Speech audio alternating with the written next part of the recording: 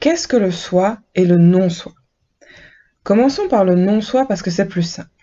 Le non-soi, c'est tout ce qui est étranger au corps, comme les virus, les bactéries. Alors que le soi, c'est tout ce qui appartient au corps, chacune de nos cellules, chacun de nos organes. Le soi d'une personne n'est pas le soi d'une autre. Le bonhomme bleu a du soi, mais ça correspond à du non-soi pour le bonhomme orange, et inversement. C'est-à-dire que le bonhomme orange a du soi, mais ça correspond à du non-soi pour le bonhomme bleu.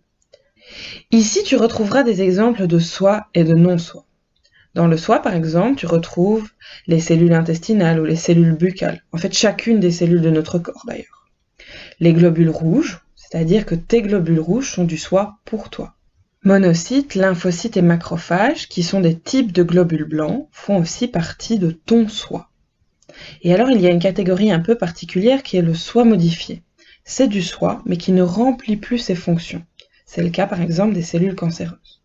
Dans le non-soi, on retrouve deux grandes catégories. Les pathogènes, ceux qui causent des maladies, et les non pathogènes.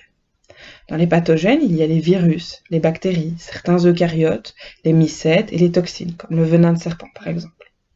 Et dans le non pathogène, on trouvera beaucoup de choses, mais notamment par exemple le pollen, les globules rouges de corps étrangers. Le pollen et les globules rouges ne sont pas censés te rendre malade, mais il peut y avoir un dysfonctionnement de ton corps, comme les allergies, ou une réaction immunitaire si on te transfuse un mauvais groupe sanguin. Prenons justement l'exemple de ces transfusions sanguines. Le bonhomme bleu, mettons qu'il soit de groupe sanguin B. Ça veut dire qu'il y a des protéines de type B sur la surface du globule rouge. Si on lui transfuse son propre sang, donc on lui prend du sang et on le lui réinjecte, ou qu'on lui transfuse du sang de type B, son corps va le reconnaître comme du soi.